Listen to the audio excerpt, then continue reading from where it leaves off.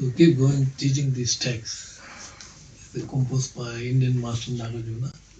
It is commentary about bodhicitta mind. So it is verse 21. 21.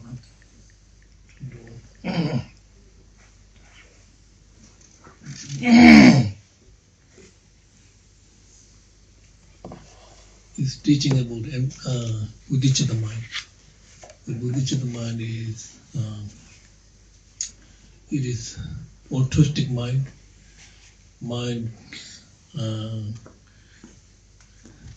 sincere aspiration to achieve enlightenment for the benefit of all sentient beings. That is definition of bodhicitta mind. So the bodhicitta mind should have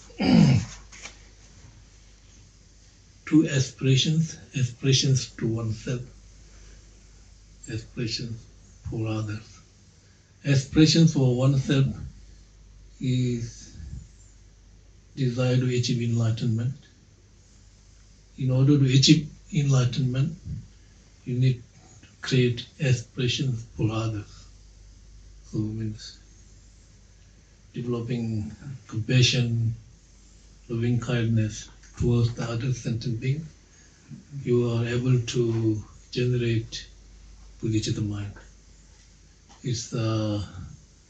It means that we are trying to transform our ordinary mind into the virtuous, altruistic mind.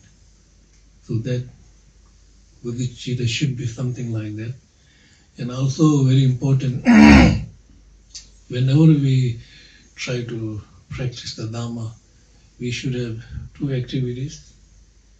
First is checking your motivations, and second is dedicating all your practice, meditations for the benefit of other sentient beings. So beginning, check your motivation, make sure your motivation is dominated by the altruistic or bodhicitta mind. So you create the merit and you will dedicate this merit in order to benefit sentient beings, increase your bodhicitta mind or make bodhicitta mind more stronger. So therefore, whenever you practice, you should have these two activities: beginning, motivation, at the end, dedication. Because the dedication will save your merit. If you have merit without dedication, it will lose your merit. You know what I mean? You can do something practice and no dedication, and when like anger, hatred, your merit lost. But if you dedicate your merit, it will not lost. It will save. Just like it will remain until you achieve enlightenment. Just like you draw water in the ocean, one drop of water, it will remain until ocean remains. Similarly like that. So now this one, 21, I think 21, huh? We'll finish till 20, I think, 21. It is the sameness of the object that functions if asserted. Is this not like being harmed in a dream? Between the dream and wakeful state, there is no difference in so far as the function of thing is concerned. So when we are dreaming, so all our sensory mind sees, right? Eye, ear, nose, tongue, no, not functioning during that period. So when you are dreaming, which mind is functioning? No eye consciousness, ear, nose, tongue, nothing is functioning. They all remain potential, ready to, but not functioning. So when you're dreaming, all these sensory mind cease, but your mental consciousness is dreaming, right? Mental consciousness. And mental consciousness is much subtle than sensory mind. Sensory mind, you see, you hear, we can easily. When you are dreaming, your mental mind is dreaming, right? So dream, you can see the dream body, or you can see many things in the dream. So if you have no dream, completely like no dreaming, then that means even mind become more subtler. Your dreaming mind is subtler than the sensory mind, right? But no dream, mind is very subtle mind, like fainting, when you're fainting, mind can't remember anything. You faint, but you're still alive, fainting, because the mind become more subtler. So dream. So here it will come here. In terms of object and subject, whatever appears to the consciousness, apart from the cognition themselves, no external object exists anywhere. So that is, I think we have to understand the mind-only school. In India is school, right? Hinayana is school and Mahayana is school. Hinayana is school Pali, Theravada, all Hinayana is school. Mainly Pali language. Mahayana is school, mainly Sanskrit language. Right? So Hinayana is school,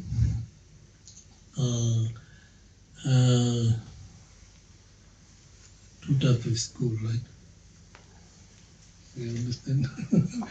Vipashika and Sotantika, Indian school. Their main language is Pali.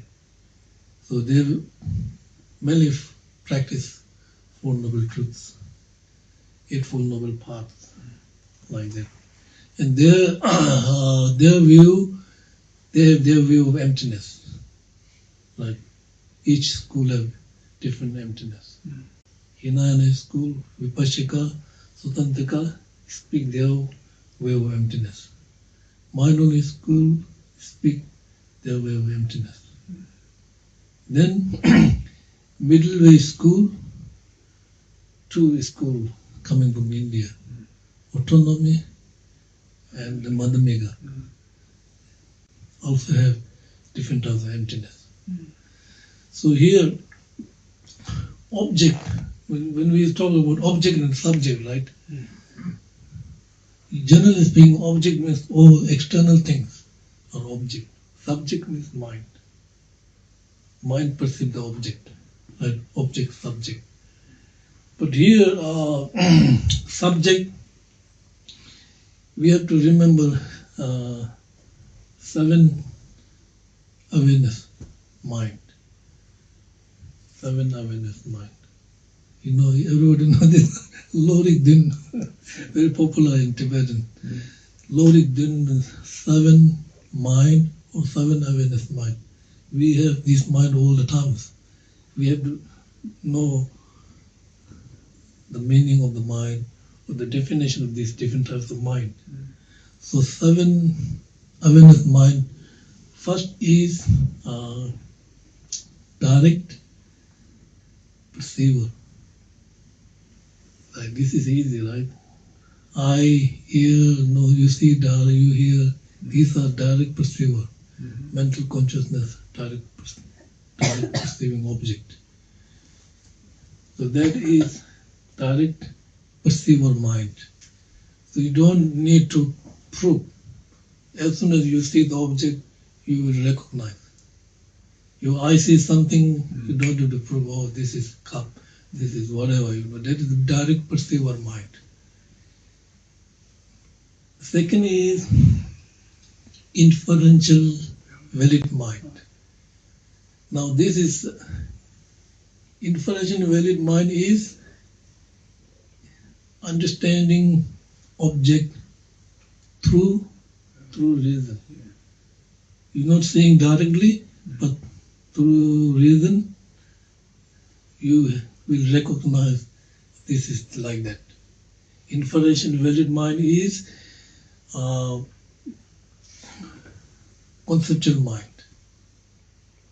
Direct perceiver is non-conceptual mind. Conceptual mind means you realize object through mental image. You know what I mean? Right now we are seeing this cup, right? You see this cup, right? It's direct perceiver, eye consciousness. After finish teaching, you go to your home, right? You have image of this cup. This is conceptual mind. Conceptual mind. So the inferential valid mind is mind which realize object without mistaken through reason. For example, like you see smoke on the mountain, right? Fire. But you don't see the fire. Yeah. Oh, there's what? Smoke, there must be There's fire. fire, right? You don't see the fire, but smoking, you will prove there's fire. Yeah. This kind of mind is called the inferential valid mind. Subject, these are all a subject. Direct perceiver, subject.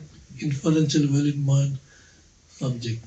And then we have mind, subsequent mind.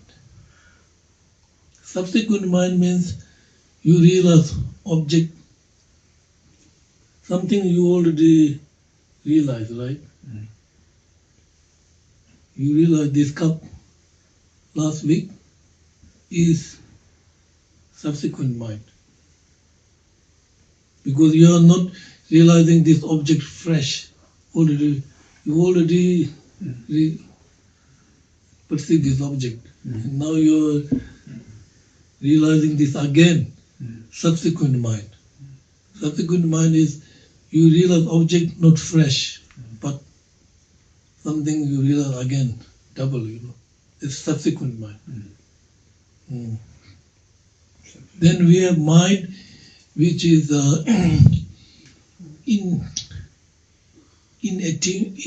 inattentive perceiver. This happens all the time. So means you see many things, right? For example, when you go to supermarket, right? This object appears to your mind. It not necessarily you will perceive all the object. Everything appears, but not necessarily you will register all the object. But when you go to the supermarket, right? All this object appears to your mind. It not necessarily you will register the object.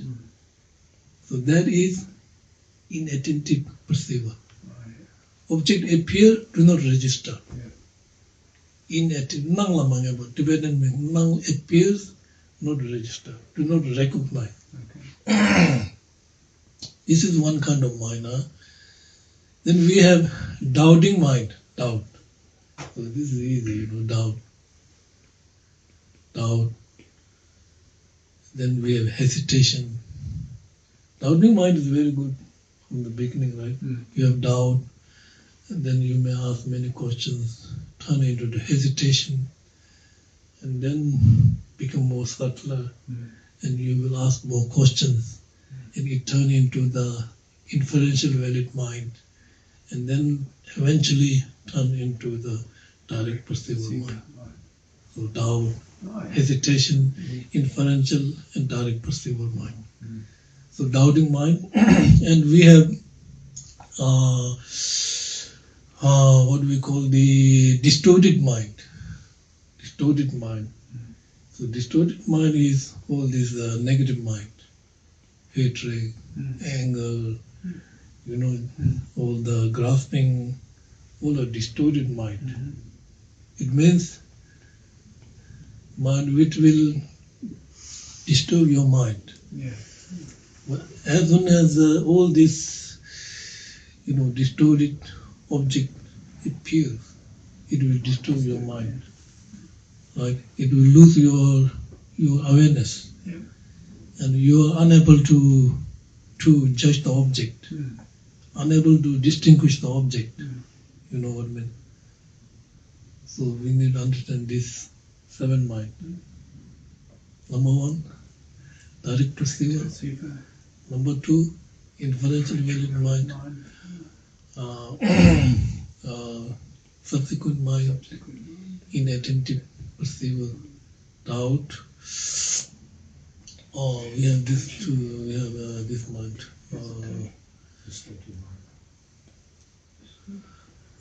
Seven mind. One is mind is. Are you hearing something? Just believe it. No investigation. So you don't know whether it's true or untrue. Somebody says, you just believe it. So this kind of mind, this is one kind of mind. So when we talk about subject, we have to understand this seven mind. Okay. Number one is direct perceiver. Number two, inferential subsequent mind, inattentive perceiver, doubt, distorted mind, and hearing mind. So there's seven mind. When we talk about subject, we are talking about this. Now object. So object, generally speaking, when we talk about object, there are four types of object. Every time we experience object, number one is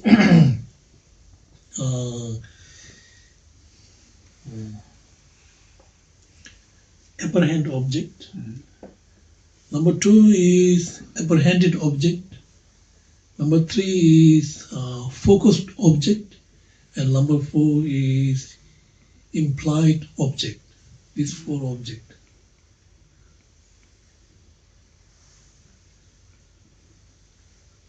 Number one is appearance object. Number two is apprehended object. Number three is focus or engagement object. Or number four is implied object. Generally speaking, four types of object.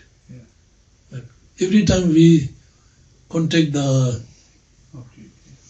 object, this appearance object there, apprehended object, and implied focus object. Right? Four objects, generally speaking. But there are many different types in terms of the Abhidhamma Kosha, object quite complicated. Maybe I should say like the 4 divisions of object, 4 divisions of all object. Number one is self-characteristic object, and non-self-characteristic object. This is one division. Number two is manifesting object and hidden object. Right? So manifesting objects are like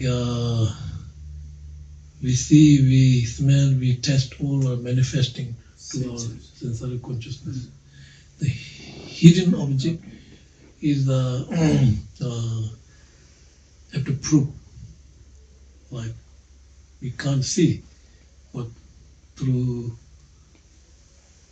analytical meditation or through investigation, we will prove hidden phenomena, which is not manifesting to our sensory consciousness, but through mental consciousness, analyzing, you prove. Then object can be compositional object and non-compositional. All the impermanents are compositional object. Yeah.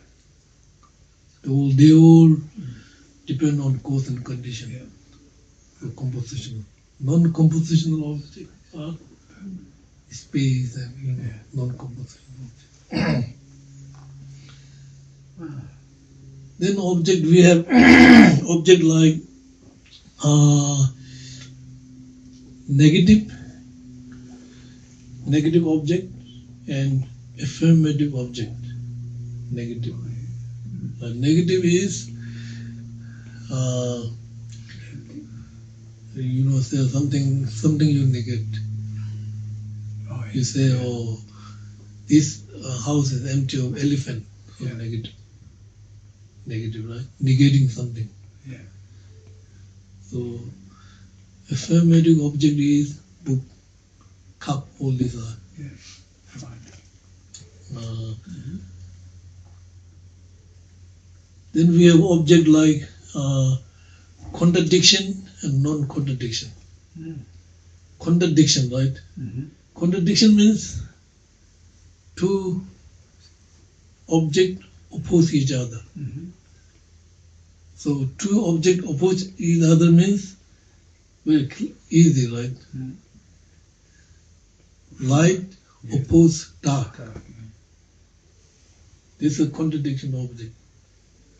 Light oppose dark. Grasping oppose emptiness. So this is contradiction. Right? Permanent oppose impermanent. Contradict. So contradiction. Non-contradiction object means cup is impermanent, also functioning phenomena. Yeah. Right. If it is functioning phenomena, it should be impermanent. Yeah. No contradiction. Okay. Non-contradiction, right? No contradiction. Then we have object like appearance and excluding object.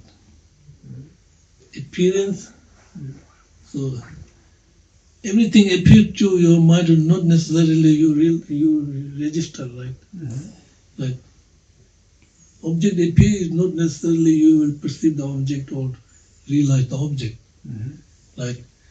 So appearing something is not necessarily you will register that object.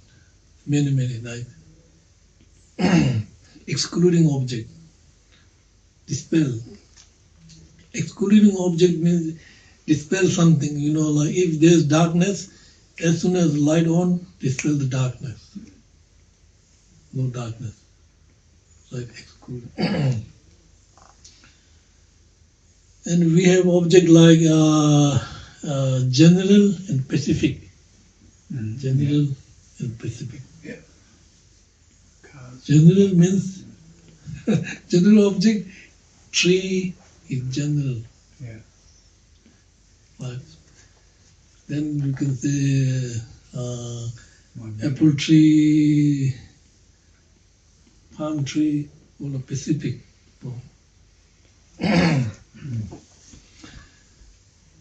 Then we have object like substantial and non-substantial. Substantial means it should be mind, right? Mind, consciousness. Remember, the substantial cause of mind should be mind. Physical cannot become the substantial cause of the mind, because total different materials Yeah. Physical and mind is totally different. It should be similar like this, right? So substantial cause of mind should be mind, right? Physical cannot be substantial cause of mind because they are totally different. But physical can be cooperative cause to function the mind. It's very easy, right? When we see the physical object change the mind, it's temporary cooperative cause, the mind. Then we have definition and defined object. Definition. You understand this one? Definition. We say like this. What is the definition of the person? What is the definition of the pot? Every have their own definition, right? The definition, define. And then we have object like conventional and ultimate object. So when we talk about all these objects, so different types of object and subject. Now here is the mind-only school, mind-only school. View emptiness. Mind-only view school emptiness is object, subject, right? Object, subject. Generally speaking, right? Object, subject, one entity. Every time we see the object, it appears to our mind different entity. Did we realize something like this? If somebody makes you angry, right? We always think external person is creating all this problem. Like nothing about me. External person is making me angry. This is why you're not seeing object, subject, one entity. You're seeing object, subject, different entity. So the mind-only school view of emptiness is object, subject, absence of different entity. When you realize object, subject, oneness, you have no problem. No delusion arises. Somebody make you angry, or nothing wrong with the external, because internal, I plant the seed. This seed caused me to make angry. It's not external. External object is not causing me to rise anger. It's temporary, very temporary. Main cause is internal. Your imprint of anger arises. And then you blame this external person. This is why you're not seeing object, subject, one entity. But you're seeing all our object, subject different.